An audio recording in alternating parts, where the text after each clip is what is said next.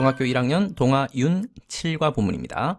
오늘은 지난 시간에 이어서 투부정사에 대해서 조금 더 확장해서 공부를 할 것이고, 그러면서 또 지난 시간에 이어서 접속사 중에서도 시간과 관련된 접속사에 대해서도 한번 살펴보려고 합니다. 그 전에 우리 본문을 본격적으로 살펴보기 전에 지난번 내용을 잠깐 복습하면서 추가적인 내용을 좀 함께 학습하도록 하죠.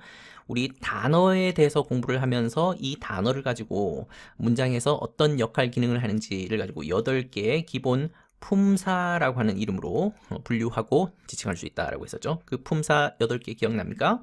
명사 있었고, 대명사 있었고, 그리고 꾸며주는 역할을 하는 형용사, 부사 있었고, 정말 중요한 심장과도 같은 동사 있었고, 그리고 전치사 있었고, 접속사 있었고, 감탄사 있었다. 그죠?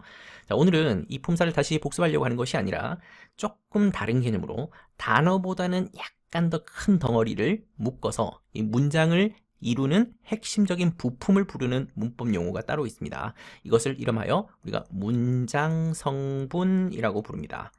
이미 이름에서 어떤 것을 의미하는지 대충 설명이 되죠? 문장을 만드는 데 필요한 핵심적인 성분, 부품, 요소, 이거를 영어로는 문장은 sentence라고 하고, 그리고 성분은 component라고 부릅니다.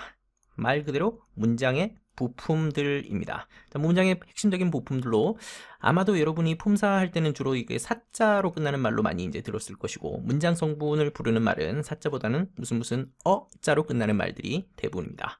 먼저 가장 기본으로 제일 문장의 앞머리에 주로 위치하는 어떤 행동의 주체가 되거나 상태의 대상이 되는 이런 것을 주어라고 합니다. 영어로는 subject라고 하는데 보통 s로 표현을 하죠.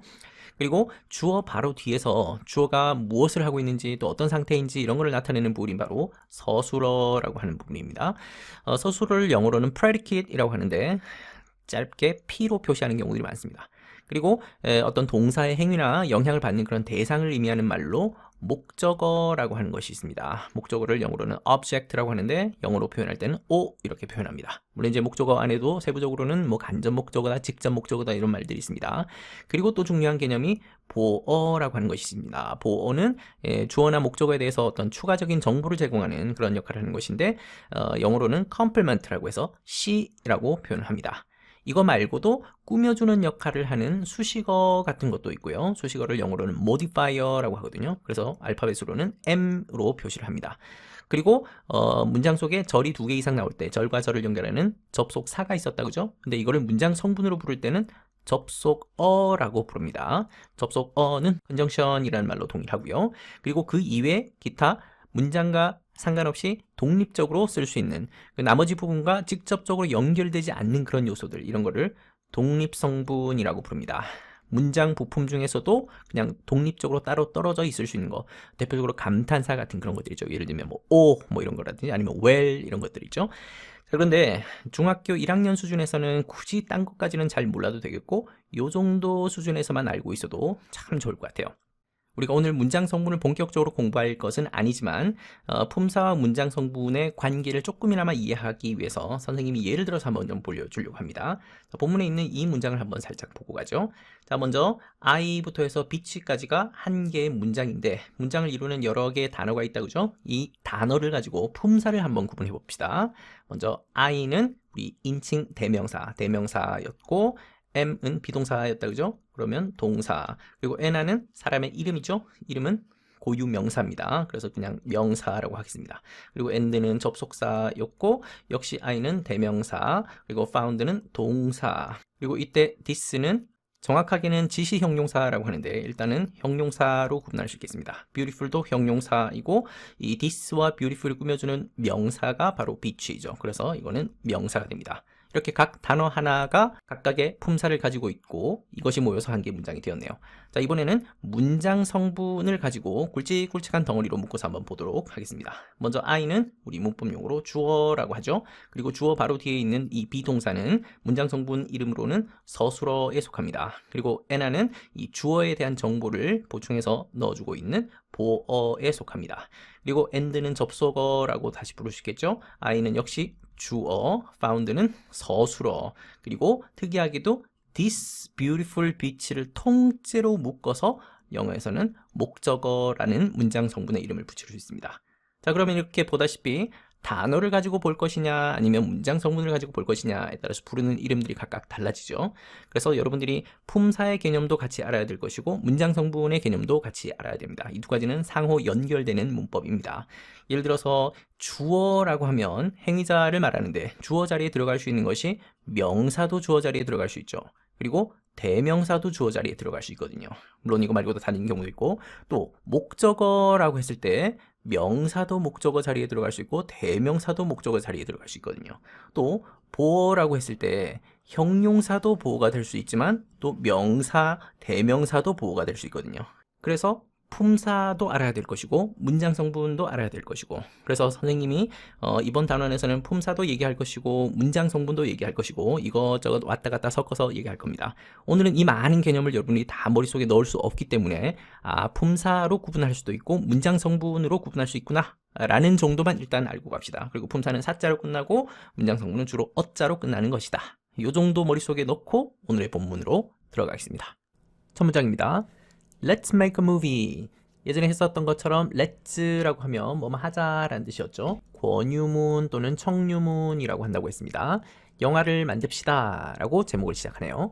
Hi, I'm Gene Brown. 안녕하세요. 저는 Gene Brown이고요. 근데 제가 뭐 하는 사람이냐면 하면서 콤마를 이용해서 부연 설명, 추가적인 정보를 제공하고 있다. 그죠? The director of Happy Days. 예전에도 한번 했던 것처럼 이렇게 이탈릭체로 표시하고 있으면 제목일 가능성이 크다. 그죠? 그러면 영화, 여기서는 영화 얘기하고 있으니까 영화 제목입니다. Happy Days라고 하는 영화의 감독을 맡고 있는 짐 브라운입니다. It's a movie about the friendship between Tom and his dog Max.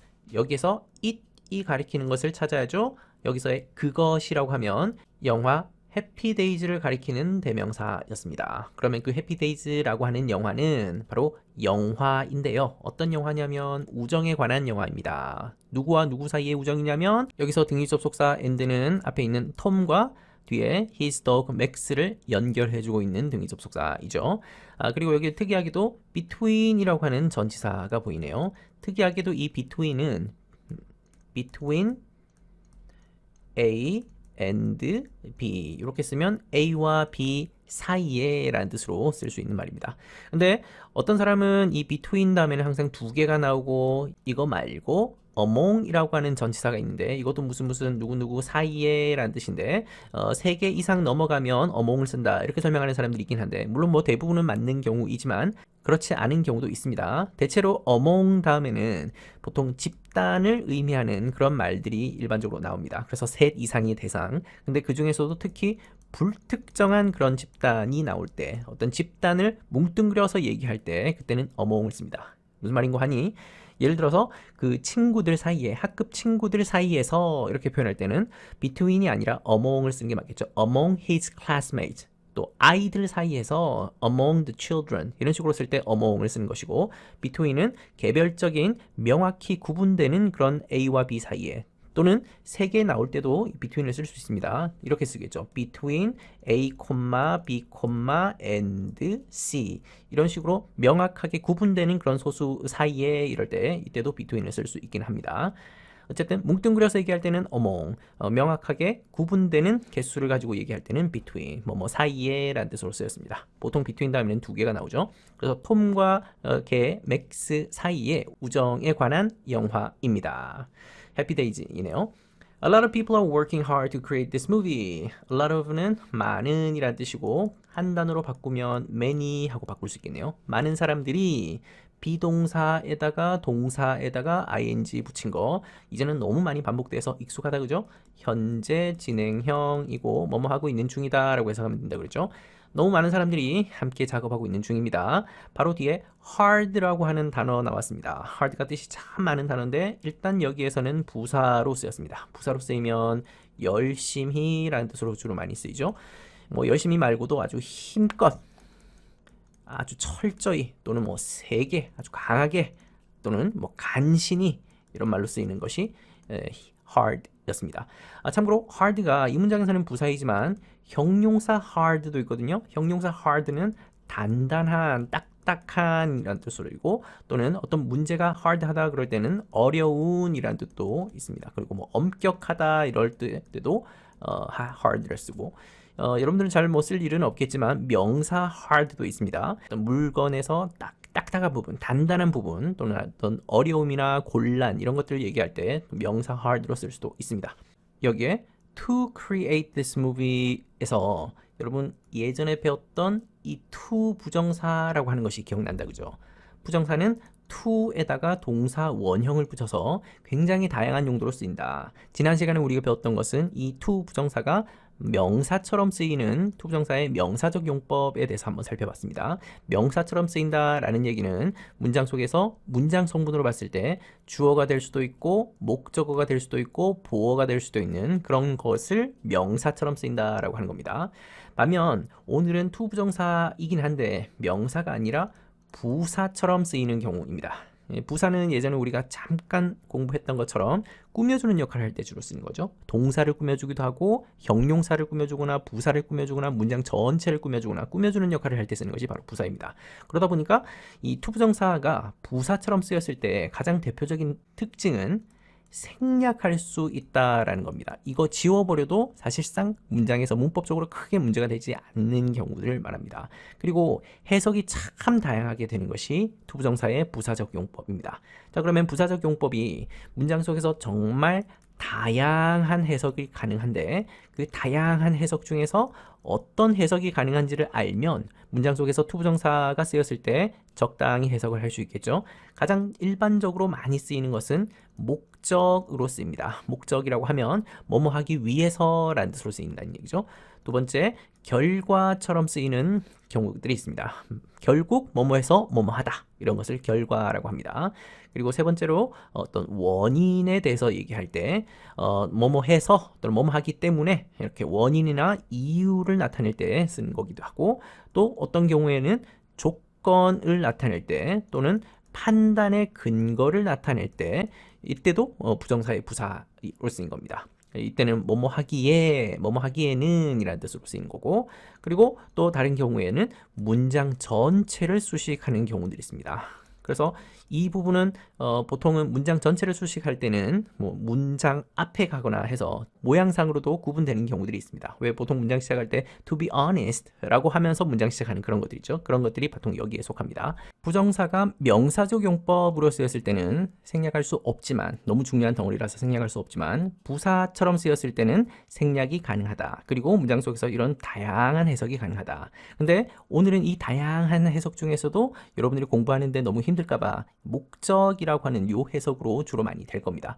그러면 문법 실력이면서 동시에 또 문해력일 수도 있겠는데 이 부정사가 부사적 용법으로 쓰였을 때 이 다양한 해석들 중에서 어떤 해석이 가장 자연스러운지를 구분할 수 있어야 그 문장의 정확한 의미를 알 수 있겠죠. 당연히 하루아침에 될 수 없고 연습이 필요하고 그러면서 다양한 문장을 만나볼 필요가 있겠죠.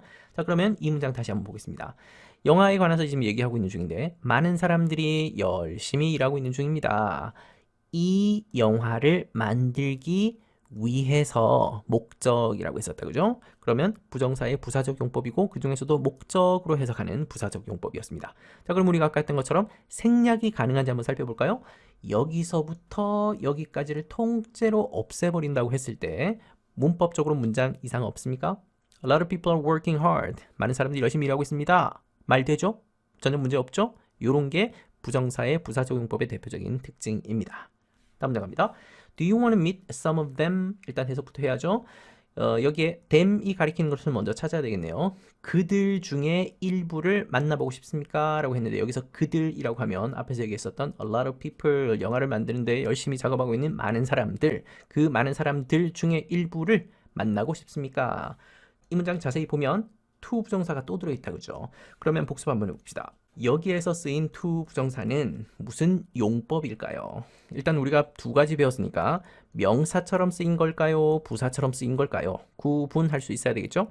쉽게 구분하자면 바로 앞에 우리 동사 있다 그죠? 그러면 동사 바로 뒤에 목적어 자리인데 목적어 자리는 함부로 생략하면 안 되는 자리거든요. 큰일 나는 자리거든요. 그러면 생략할 수 없으니까 방금 이 자리는 명사적 용법이고 그럼 정말로 명사처럼 해석되는지를 한번 봐야죠. 그들 중 몇몇 사람을 만나는 것, 만나기를 원하십니까? 그렇죠. 명사처럼 해석되니까 부정사의 명사적 용법이 맞네요. 자, 첫 번째 사람이 등장합니다. I'm Anna. 저는 Anna이고요. And I found this beautiful beach. 아까 우리 해석했던 문장이다, 그죠? 나는 이 아름다운 해변을 찾았습니다. found는 find의 과거형이라고 했습니다. 자, 그리고 and는 등위 접속사니까 그냥 끊어서 해석을 해주면 크게 문제가 없겠죠? 자, 여기에서 beautiful은 형용사인데 이 형용사는 beach라고 하는 명사를 꾸며줍니다. 그리고 this도 이 해안이니까 역시 이 beach라고 하는 명사를 꾸며주는 형용사, 좀 더 구체적으로는 지시 형용사라고 하는 겁니다. I'm a location manager. 저는 로케이션 매니저이고요. And 끊어 읽으면 되겠죠? 여기서부터 여기까지.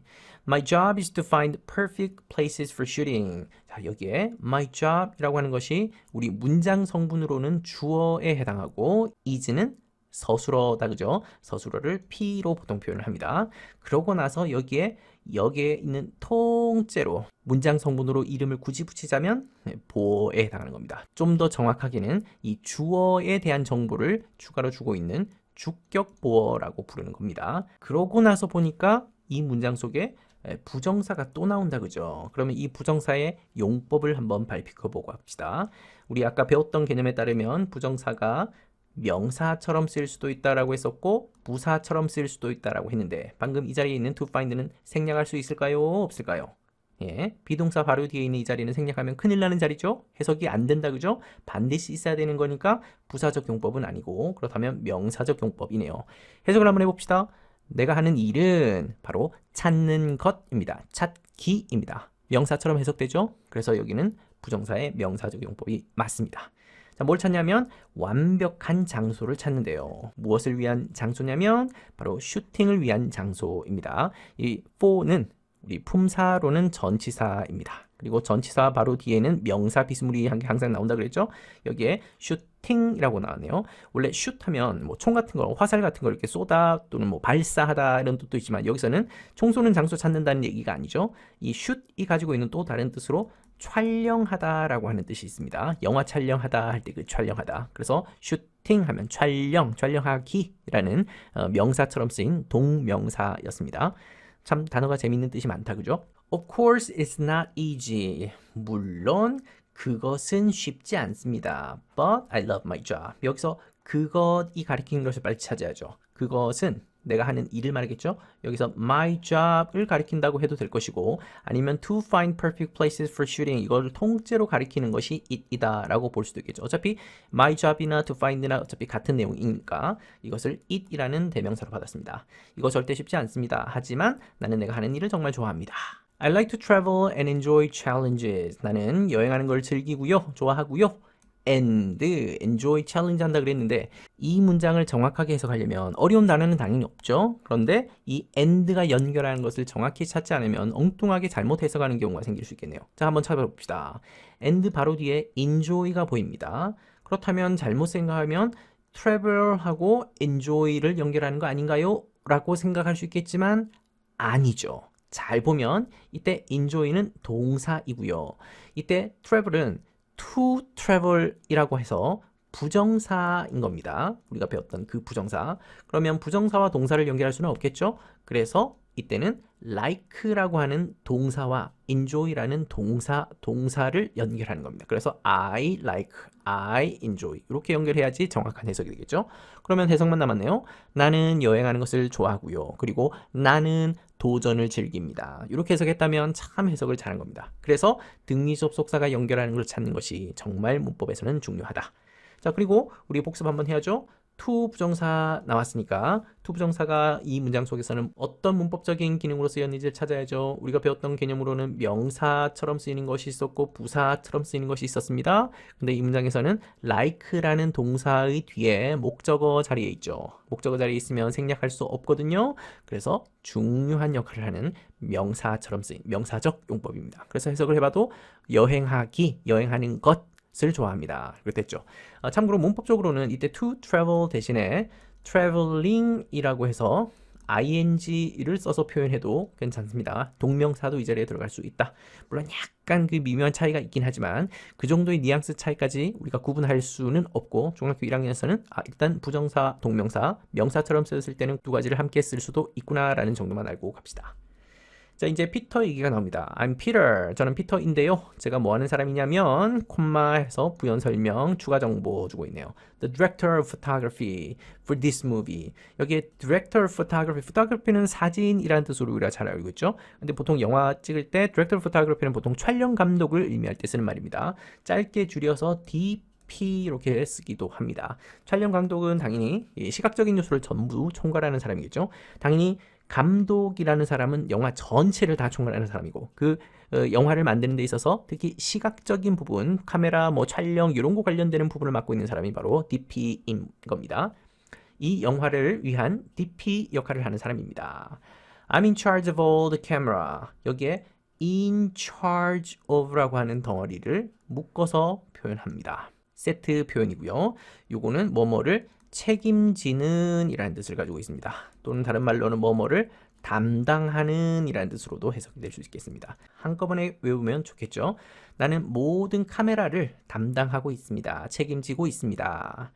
오늘 today Tom and Max, 아까 Max는 강아지 이름이었다 그죠? 톰과 맥스는을 붙여주는 것이 end였습니다.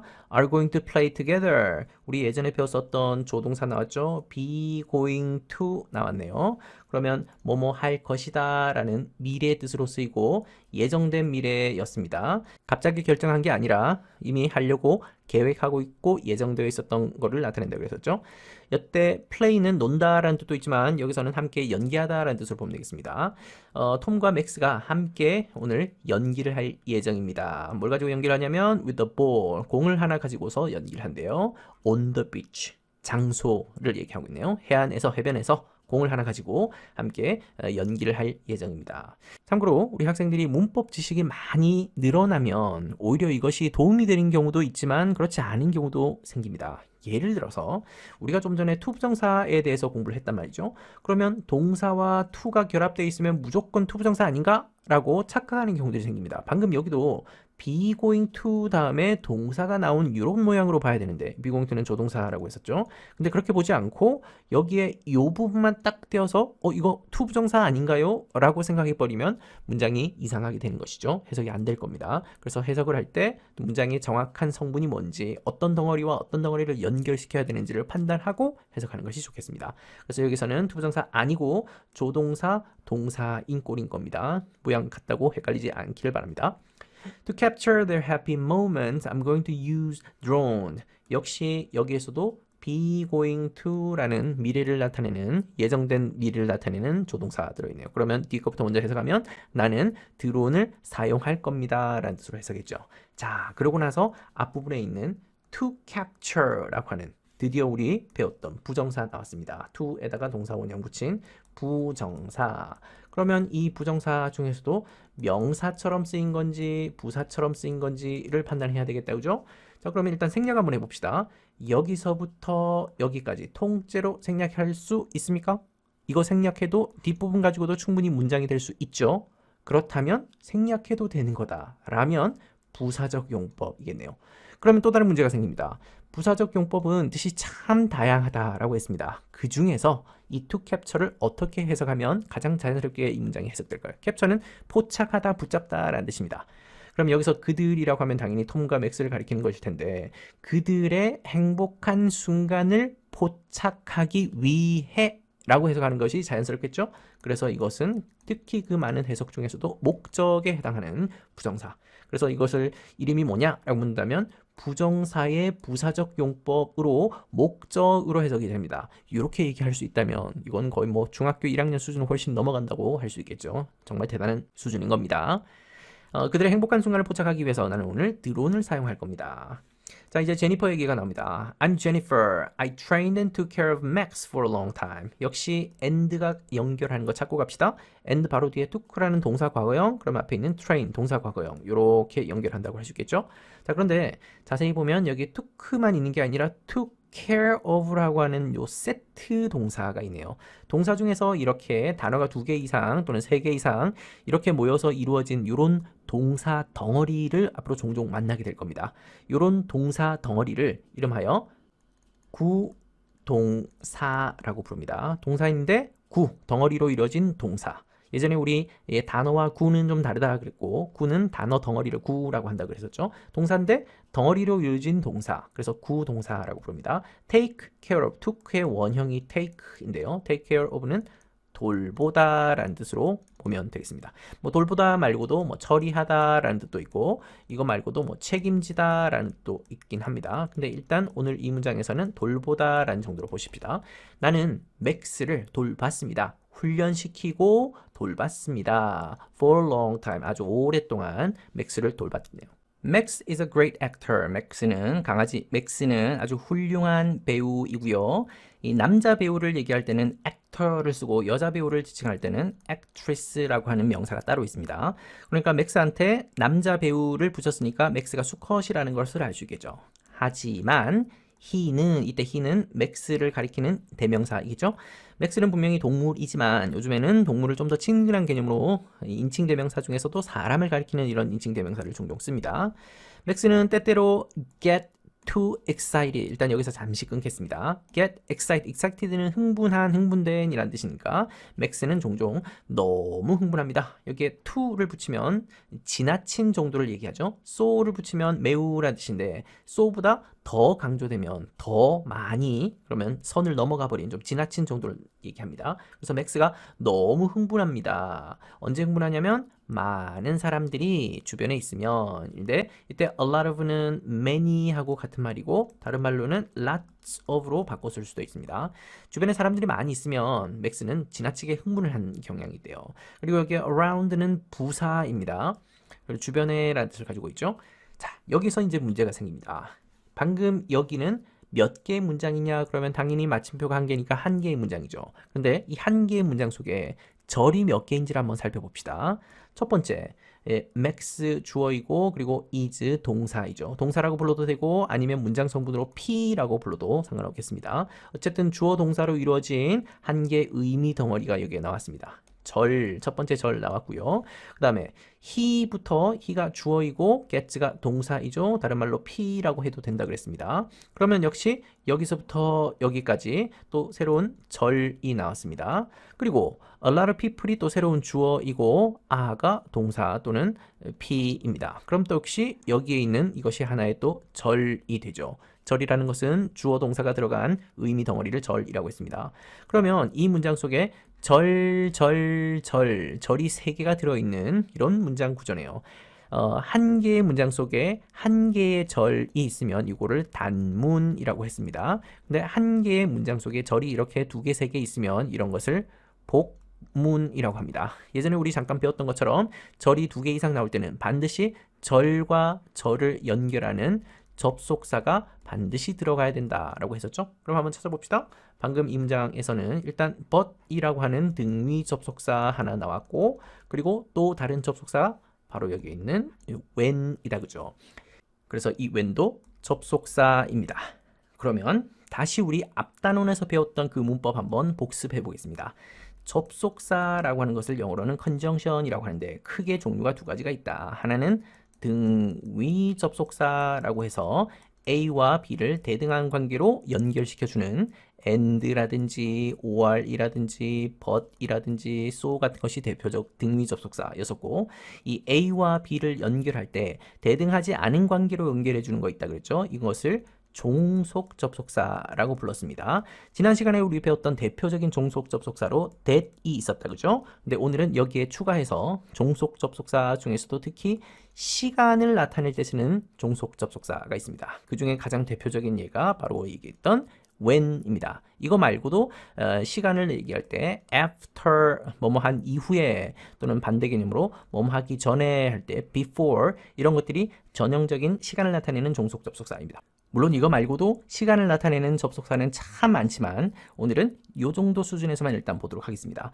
그러면 A도 절이고 B도 절이고 절과 절을 연결하는데 이 중에서도 하나는 주절이고 하나는 종속절이다 그죠? 이 주절과 종속절을 연결해주는 종속 접속사 그 중에서도 내용으로 봤을 때 시간을 나타내는 종속 접속사 그 대표적인 예가 방금 여기 있는 when입니다. when은 언제라는 뜻이 아니라 여기서는 뭐뭐뭐뭐 할 때라는 뜻입니다. 그래서 다시 해석해 보면 많은 사람들이 주변에 있을 때 max는 때때로 너무 흥분하는 경향이 있습니다.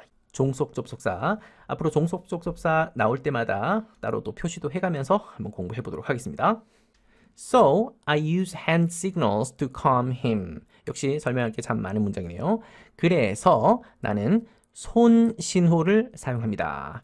To calm him. 일단 단어부터 공부하고 합시다. 이게 calm이라고 하는 것이 바로 앞에 있는 to하고 결합이 되었네요. 그렇다면 우리가 배웠던 그 부정사이겠습니다.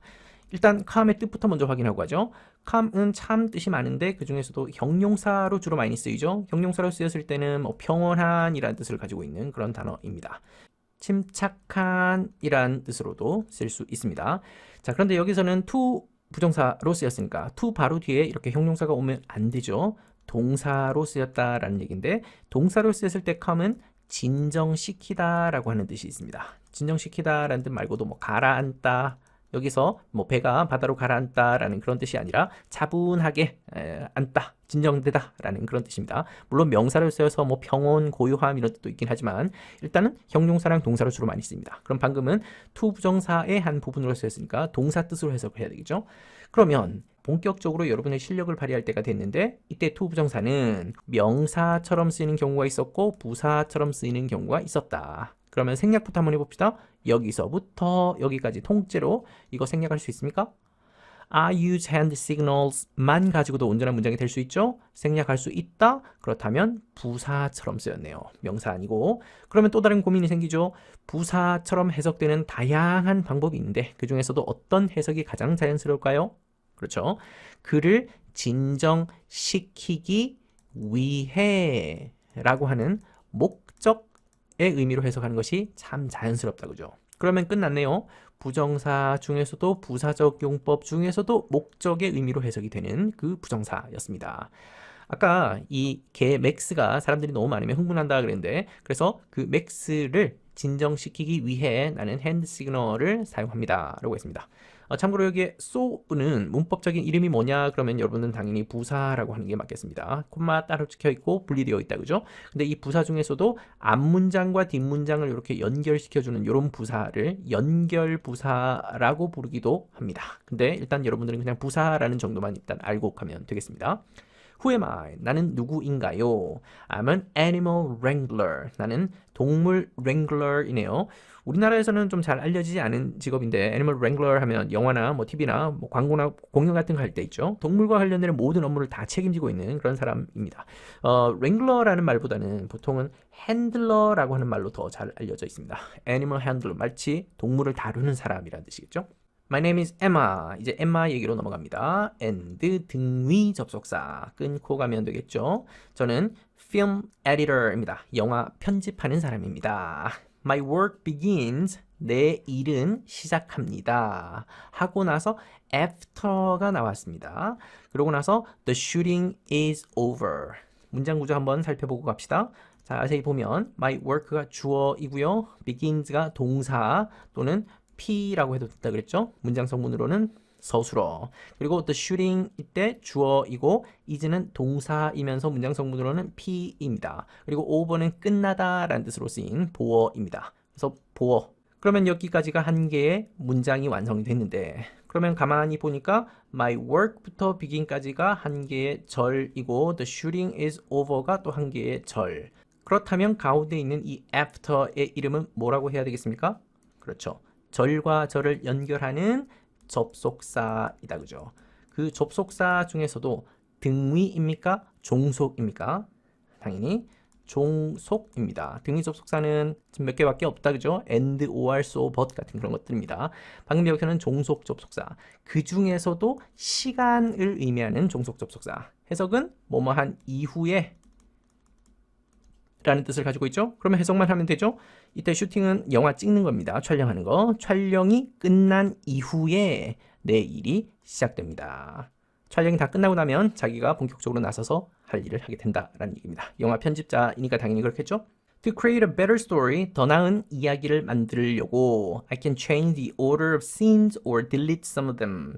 자, 뭐가 복잡하다, 그죠? 문장 구조부터 한번 판단해보고 가야 되는데 일단 them을 찾아야 되겠죠.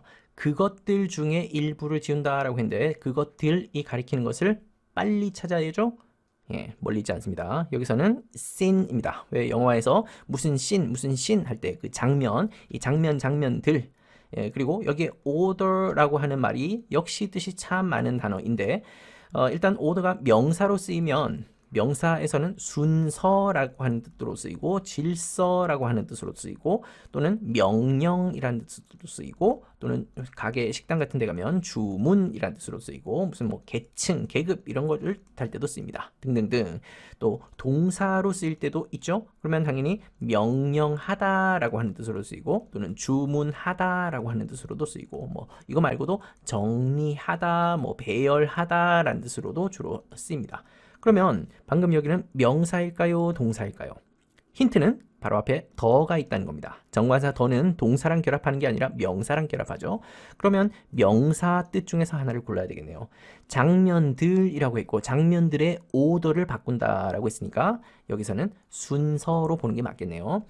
나는 영화 장면들의 순서를 바꿀 수 있습니다. 우리 예전에 공부했었던 조동사 can 있다 그죠? 이 can이 가지고 있는 다양한 뜻들 중에서 여기서는 능력의 뜻이겠네요. 뭐뭐 할 수 있다 할 때 장면들의 순서를 바꿀 수 있습니다. 또는 delete 할 수 있습니다. 그러면 이때 등위 접속사 or이 가리키는 걸 빨리 찾고 해석을 해봅시다. or 뒤가 delete라는 동사니까 앞에서는 change라는 1번 동사와 delete라는 2번 동사를 연결해 준다고 볼 수 있겠죠. 그래서 정확하게 해석하려면 I can change, I can delete 이렇게 해석하면 되겠습니다. 장면의 순서를 바꿀 수 있고요. 또 그 장면들의 일부를 지울 수도 있습니다. 그러면 본격적으로 우리의 오늘의 핵심 문법 to create라는 부정사 찾았고 이 부정사의 용법 밝히고 해야죠. 당연히 여기서부터 여기까지는 통째로 지워버려도 아무런 문제 없죠. 문법적으로 아무런 문제가 없는 이런 것은 부정사의 무슨 용법이었죠? 그렇죠. 부사적 용법이었습니다. 그 중에서도 뭐뭐 하기 위해서라는 뜻으로 해석되는 목적으로 해석하면 훨씬 더 자연스럽게 해석이 되죠. 그러면 끝났네요. 더 나은 이야기를 만들기 위해 예전에 우리 비교급 배웠던 거 한번 복습해 봅시다. 여기에 better이라고 하는 비교급 형태의 형용사가 나오는데 이것의 원급, 원래 형태가 뭐였죠? 그렇죠. 여기서는 good로 볼 수 있겠습니다. good의 비교급이 better, 최상급은 best 였었죠. 문법은 이렇게 차곡차곡 배웠던 내용을 복습하고 적용하는 겁니다. Storytelling skills are important for my job, so I read a lot. 역시 가운데 있는 so라고 하는 것은 등위 접속사이니까 또 콤마까지 있죠? 그러면 끊고 각각 분리해서 해석하면 되겠습니다. 스토리텔링 능력은 요즘에 뭐 스토리텔링 워낙 많이 쓰니까 그냥 아예 스토리텔링이라는 말을 아예 그냥 쓰기도 하죠. 근데 조금 더 한글스럽게 해석을 하자면 이야기 전달 능력 같은 거라고 볼 수 있겠죠. 이야기를 구성하는 능력, 이야기를 전달하는 능력, 요것이 중요합니다. 내 일에는 이런 능력이 참 중요하대요. 스킬에다가 s 붙어서 복수가 되었죠. 그래서 동사도 비동사 복수형입니다.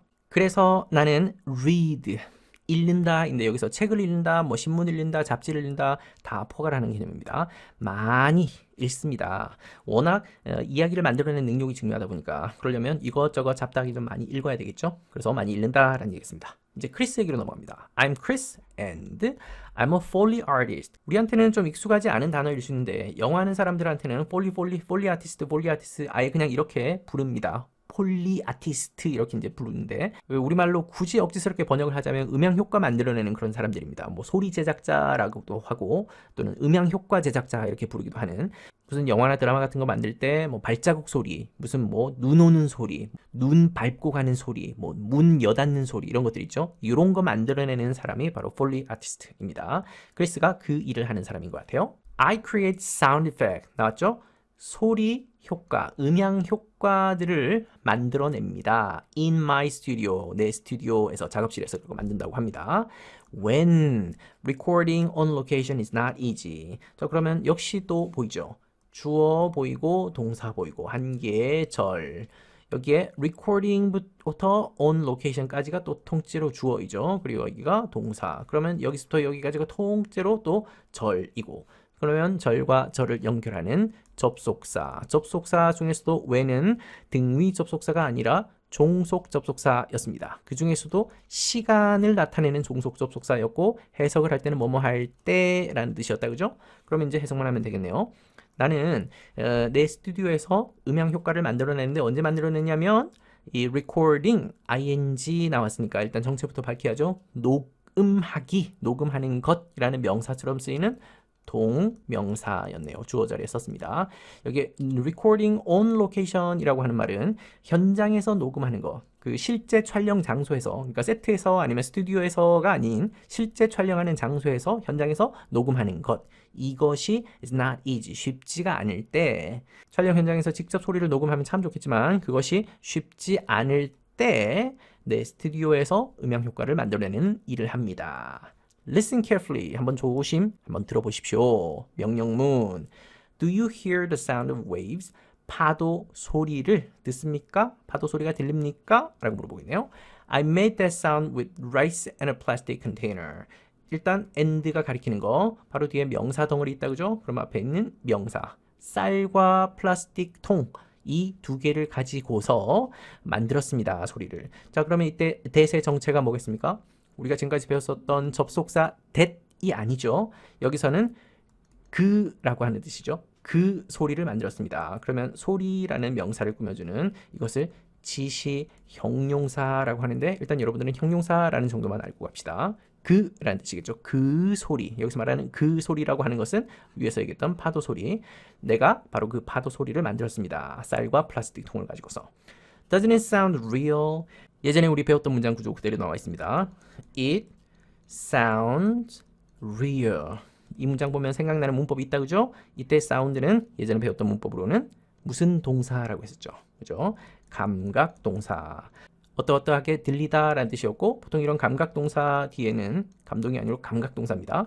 형용사 주로 나온다 그랬죠. 그러면 진짜처럼 들립니다 라는 것이 평서문이고 서술문이고 이것을 의문문으로 바꾸면 Does it sound real? 이라고 해야 되겠죠.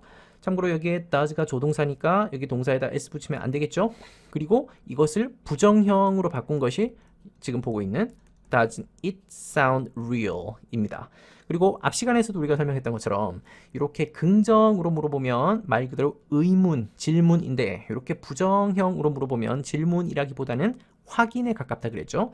자기는 충분히 소리가 진짜 같다라고 생각하는데 상대방도 그렇게 생각하지 않나요? 정말 이렇게 진짜처럼 들리지 않습니까? 라고 확인차 물어보는 그런 느낌이 강한 게 바로 부정형이었습니다. 참고로 여기에서 it이라고 하는 것은 아까 위에서 얘기했던 바로 그 소리, 자기가 만들었던 바로 그 소리, 정말 진짜 같지 않나요? 라는 얘기였습니다. 자, 이번 단원에 너무너무 중요한 문법이 참 많이 나오는데 우리 단어에서는 품사라고 하는 문법이 중요했었다. 그래서 8가지 품사를 구분할 수 있으면 참 좋겠다. 그리고 조금 더 굵직굵직한 덩어리로 문장 성분이라고 하는 것도 뜯어볼 수 있어야 되겠다. 문장에서 주로 위치나 역할을 가지고 구분할 수 있는 건데 주어 있고 서술어 있고 목적어 있고 보어 있고 이거 말고도 있지만 일단 이 정도 개념만 구분할 수 있어도 정말 대단한 겁니다. 그리고 부정사에 대해서 공부를 했었는데 이 투부정사를 지난 시간까지는 명사처럼 쓰이는 걸 했었지만 오늘은 특히 부사처럼 쓰이는 것이 있었다. 그죠? 그 부사처럼 쓰였을 때 다양한 뜻이 된다. 그 중에서 어떤 뜻인지를 구분할 수 있는 능력이 정말 중요하다. 그리고 특히 이 부사적 용법은 생략할 수 있다. 생략해도 문법적으로는 아무런 문제가 없다라는 특징이 있다 그랬습니다. 그러면서 접속사 우리 같이 공부했었다. 그죠? 등위 접속사 말고 종속 접속사 공부했었고 그 중에서도 특히 조금 더 구체적으로는 시간을 나타내는 종속 접속사 그 중에서도 when 있었고 after 있었고 뭐 하기 전에 그럴 때는 before 있었고 이거 말고도 다양하게 있지만 오늘 본문에서는 이 정도까지만 해도 여러분들은 굉장히 많은 것들을 배운 겁니다. 다시 한번 복습하면서 여러분의 실력으로 삼길 바랍니다. 수고했습니다.